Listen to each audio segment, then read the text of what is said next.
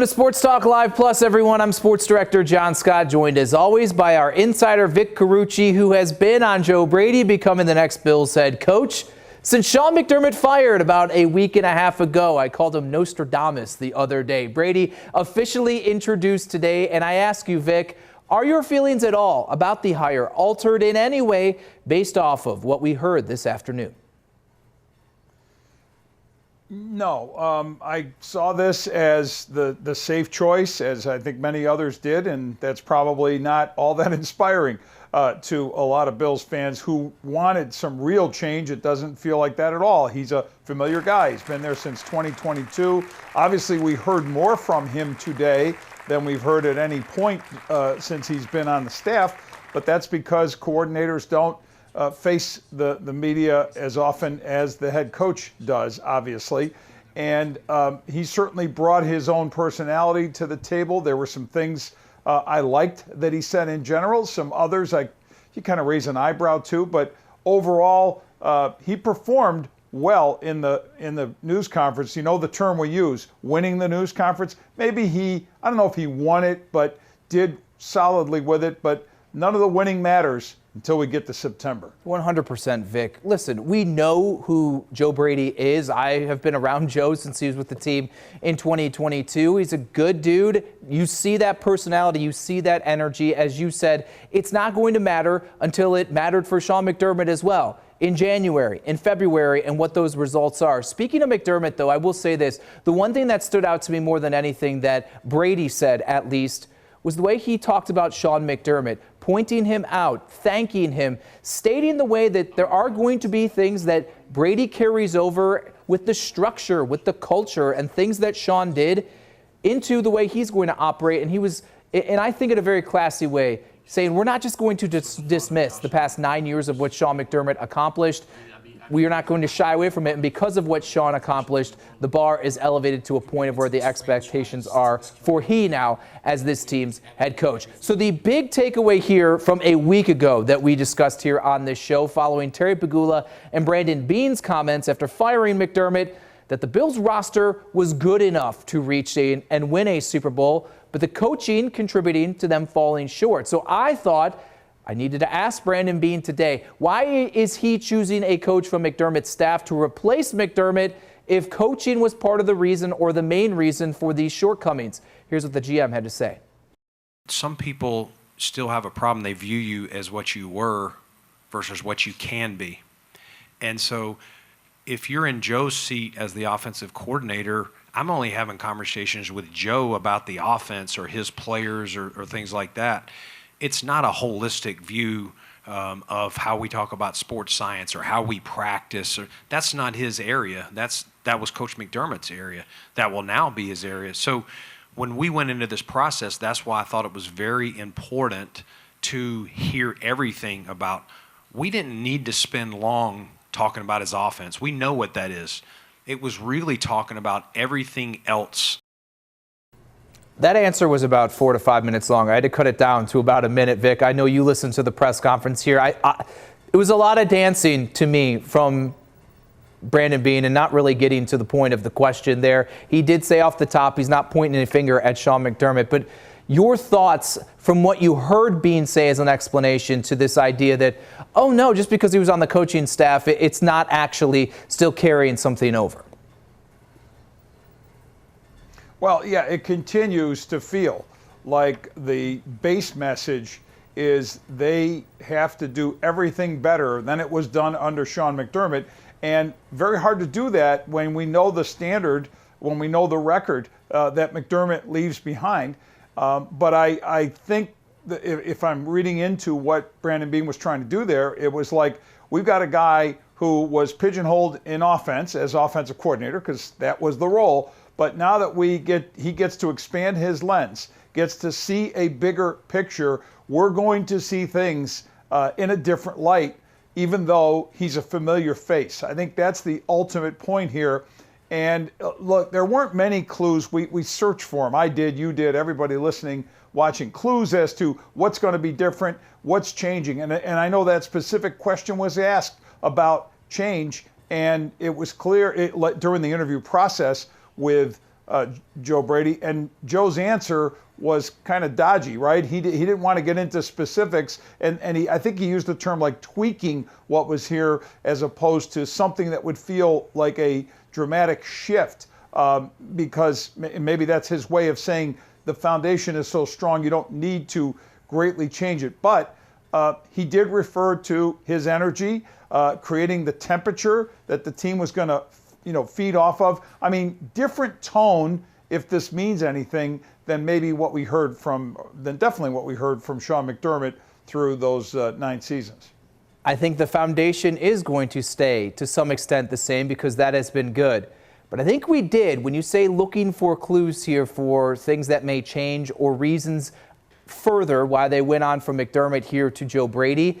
And 2 buzzwords that were used a ton was this phrasing, the CEO. We even heard that a week ago, and how Brady is going to be a CEO more than a head coach. But this is the biggie.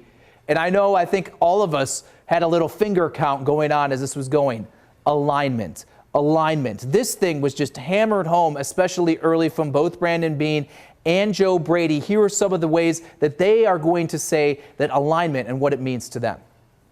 Alignment to me means we're both open in open conversation and communication and understanding that we don't have to be yes men, but when we make a decision, when that door opens, there's no going backwards and there's no second guessing, and we're going all out with it. To me, that's alignment.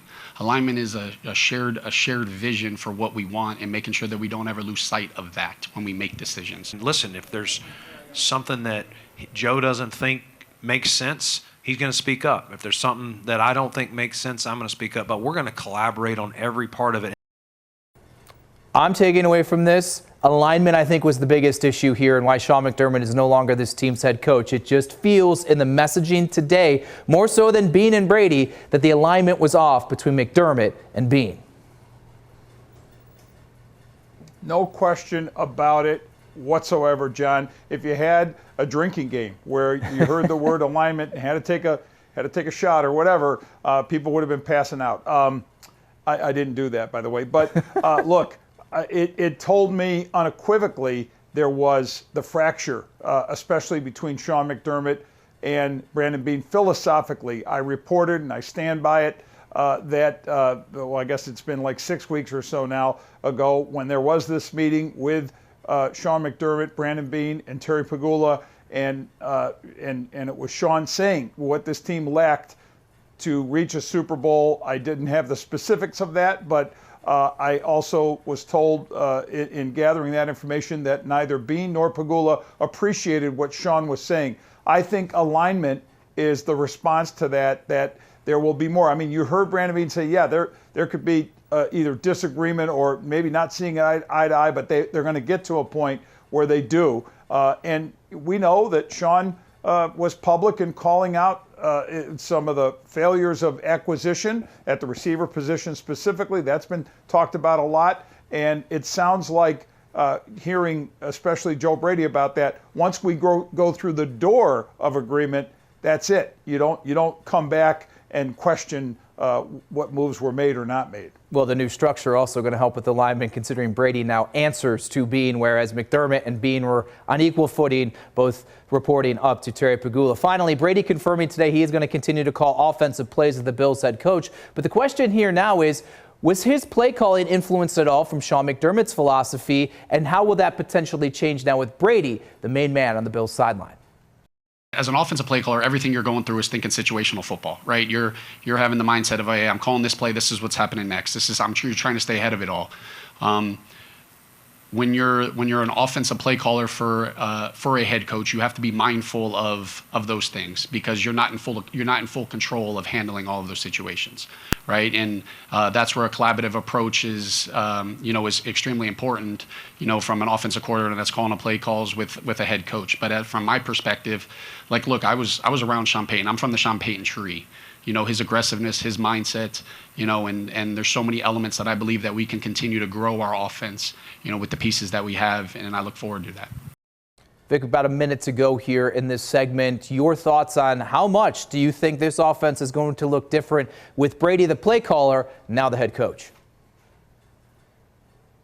I don't think it's going to look that different. I think he got the job on the strength of his play calling, of his offensive design, of the fact that this team was in the top 5 in scoring and yards per game average, and had the NFL's rushing leader in James Cook in 25 season and the MVP in Josh Allen in the 24 season. So those credentials mean something. It will be interesting. I mean, it's going to look a lot like, I think, what we'll see in the Super Bowl. Sean McVay calling those offensive plays and holding the play sheet in front of his mouth. It'll be Joe Brady doing that. Obviously, Sean Payton, Brady's one of his mentors, does that. And this is what we're going to have here. The interesting thing is the defense, where he made a reference to this team being more aggressive. I think this was a direct, actual addressing of the Sean McDermott era of a defense that was passive, that played a lot of deep zone. Be aggressive and affect the offense with aggressive defense. I thought that was very telling from Joe Brady. Yeah, in the introductory remarks from Brady, he said, "We are going to dictate things, not let the other team dictate." And that was not just an offensive thing. It certainly was defense as well, as we wait to see Brady filling out his staff here, which, again, you go to alignment and collaboration. That is a decision-making process involving both Brady and Brandon Beane. The show was about Brady and Beane, but Josh Allen among the players that was also present for this introductory press conference. And yes, the Bills quarterback on crutches and wearing a walking boot. We're going to get some comments about McDermott's firing, Brady's hiring, and that broken foot next here on Sports Talk Live Plus.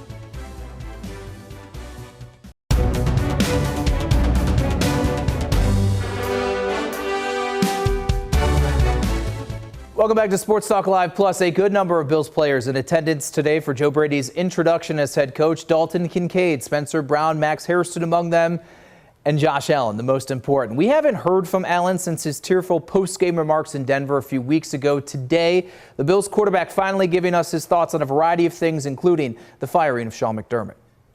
Very, very emotional. It was a time where, again, I'm sitting in my house. I wake up to a call from Mr. Pagula telling me that it's telling me what had transpired, and I called Coach McDermott immediately. And I've got nothing but love and respect for Coach McDermott. The last 8 years of my life, he's been through ups and downs of me as a player, as a person. He's seen me grow up in a sense, and to know that, again, we've had a lot of success here. And I'd be lying to you if I'm sitting here saying that I feel like I had part in it, because if I make one more play that game in Denver, we're probably not having this press conference right now. We're probably not making a change, and in all honesty, we're probably getting ready to play another game, and that's the hard part to take in from my perspective. And Vic, that's exactly what I was thinking of when I was thinking of how Allen would react to the McDermott firing. If he makes one more play, if they make it to the AFC Championship game, who knows? Maybe they still make these alignment issues between he and Brandon Beane. Maybe those are still there and we're still having the same conversations here. But there was never a question for me, Vic, and you tell me if you think otherwise, that McDermott lost a grip on the team. It seemed, again, this change was coming from maybe a deterioration of the relationship above. Well, look, I thought that was significant, what we heard from Josh Allen, knowing the course of things could have changed dramatically, but for basically one play. We don't know, but it certainly seemed to be trending that way. And I understand, I'm confident of this, that after he referenced, reaching out to Sean McDermott after he learned of the firing, and it was an emotional phone call that took place between Josh Allen and Sean McDermott. And keep this in mind, way back in 2017, it was Brandon Beane who identified that Josh Allen should be the guy that this team drafts, or at least had him at the top of their list. But he took that information to Sean McDermott. 2018, took that information to Sean McDermott, and McDermott was aligned with Beane, talk about alignment, on Allen. And the two of them pretty much in that building, as I understood it back in 2018, were about the only two who believed that much in Allen. Remember, it was kind of a polarizing pick, but something worth noting. Absolutely. But as Allen said, Now they have to move forward here. And Allen, part of the interviewing process for all 9 of these candidates, although he had to take a leave here towards some of the final ones for health issues here. But here is Allen's perspective on being in the room, especially when it came to interviewing Brady. I'm sitting in these interviews, and I'm not the one making the decision, right? I'm there to inquire, to learn, to bring a different perspective to the decision makers that were in that room, and taking the personal out of it and taking the emotion out of it and trying to look at it from a logical lens. It was a unique perspective. It was a cool learning experience for me that, I'm very fortunate to be regarded as to being wanted in that room, and I don't take that lightly. So it was a cool experience. It was a little awkward there at first, because I remember not too long ago, I'm sitting in the train station at the Combine being interviewed by, coaches and owners, and to now be kind of on the other side of that table, it was definitely a weird thing to understand. But again, I'm very thankful that, my input at least is heard, and whether they used anything that I had to say in their decision making or not, it's just cool to be in that room. I think we were wondering how much influence Allen would have in this process. I don't know how much you want to dig into what he said or what you know. How much do you think the Bills quarterback did play in Joe Brady's hiring? Yeah, I think it was important for him to be there, if nothing else, to hear the exchanges, to hear responses from his now former offensive coordinator, giving a bigger picture view of things and covering areas, addressing areas that he didn't have to, Joe Brady, have to address as a coordinator. And I think that's one thing, because remember, Allen can relay that now to teammates. The second part of it is, however many other interviews he was in before having to deal with his surgery, he took notes there, or at least downloaded mentally what other perspectives that were out there, maybe from the outside, about how things function with the team in general, but maybe specifically ideas about the offense that you could still learn at this later stage of Allen's career. You mentioned surgery, Vic. We saw Allen in a walking boot with crutches here. Come to find out that in that Cleveland game, when he hurt his foot, he actually broke a bone and was playing through that the rest of this season. Boy, did we talk about his toughness. But we now know he had surgery, expected to be good to go come the offseason programs, which will begin sometime in April here. But man, Vic, a new appreciation, I think, for Josh Allen, knowing what he actually was playing through at the end of the day. Yeah, look, it's obviously a credit to his toughness and to his, being that guy is not going to be available to play. That can take out some players for sure. It wasn't going to happen with Allen, but keep in mind, when we saw some of those questionable throws, now you have that perspective, because footwork is very important when it comes to accuracy. Yeah, it was the right foot, the one he drives the football with here. All right, we're going to shift gears to maybe the hottest topic in the NFL entirely, and that is Bill Belichick will not be a first ballot Hall of Famer. Vic is on the selection committee and has agreed to take back the curtain a little bit here and give perspective on the Patriots legend not making it to Canton. You're watching Sports Talk Live Plus here on WGRZ Plus.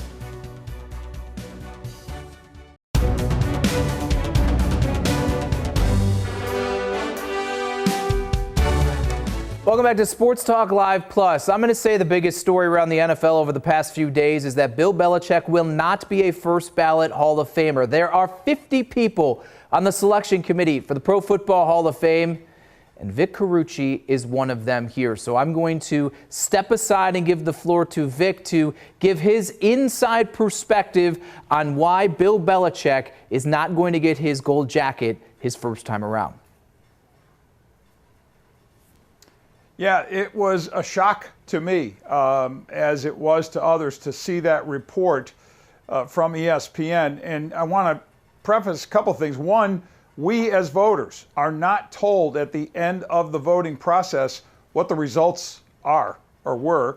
We're in the dark as much as everyone else, for pretty much everyone's own good, because if you don't tell us, a panel of 50, that's one less possibility of having leaks. We saw there were leaks, but in terms of the result, it would not have come from our group because as far as the outcome of the voting, because we're not told that. We would hear about it. I heard about it literally at the honors show last year when that happened. I felt it was a slam dunk, John. I voted for Bill Belichick, and I'm disclosing that because I've checked with the Hall beforehand. The bylaws say we don't reveal our votes, certainly prior to the to the announcement. But I did get that clearance to do that. I'm not revealing any of my other votes, but I was surprised because I thought most of my voting compadres would be along with that. They weren't. So that's where we are.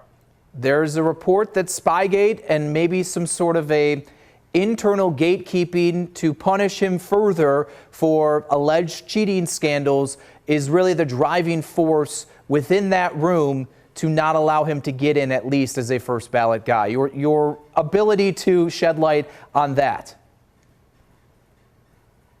Yeah, I can't tell you that I know why those who did not vote for him didn't vote for him. I have not gotten anyone specifically citing that, although I think publicly maybe a couple have on social media or whatever. But in terms of the specific discussion with me, no. It's certainly a possibility. I also think the idea that there's the 1-year rule that you can be out of coaching for a year and be eligible for the Hall of Fame might have bothered some voters. It didn't bother me, but the thought that, hey, with all these openings and there's still 2 jobs open in the NFL, could Bill Belichick return and therefore be a Hall of Famer, but also while coaching, maybe some awkwardness with that. And quickly moving forward, do you believe this will have any effects on the process here and maybe institute some change for the way things are done? Because Belichick up against some other players and whatnot, that's also part of the reasoning some believe he's not getting in his first time around. Yeah, I don't think there's any doubt. In fact, one voter wrote a column about it out in Arizona saying that it was that prevented it. Each year we have a recon meeting with the selectors and the leadership of the Hall to discuss the process, so that'll come up next month. What a wild topic. Galvanizing people around Bill Belichick. Who would have thought someone could do that? With Vic Carucci, I'm John Scott. Tune into Channel 2 on Monday for Sports Talk Live, where Adam Beane will join us to talk more Bills and their next coach.